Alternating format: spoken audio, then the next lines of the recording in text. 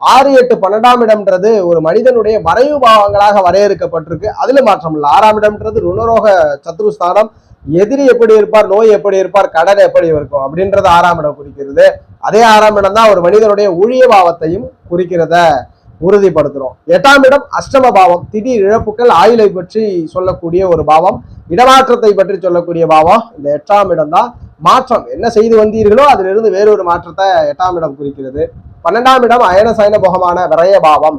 விரயங்கள், செலவுகள், மனிதனுடைய அத்தனை விதமான விரய அமைவுகளுமே 12ஆம் இடத்துல உறுதிப்படுத்தப்படுகிறது. 3 ஆதிபத்தியமே ஜாதகர்களுக்கு ஓரளவுக்கு மேல கெடுதலான ஆதிபத்தியம் தான். இப்போ நோய் இருந்தாலும் கெடுதல் தான், எதிரி இருந்தாலும் கெடுதல் தான், கடன் இருந்தாலும் கெடுதல் தான். அதுபோல திடீரென்று ஏற்படக்கூடிய எந்த செயல்களுமே மனிதனுக்கு சாதகம் இல்லை அப்படின்றத 8ஆம் இடம் குறிக்கிறது. அதுபோல விரயங்களும் சாதகம் இல்லை.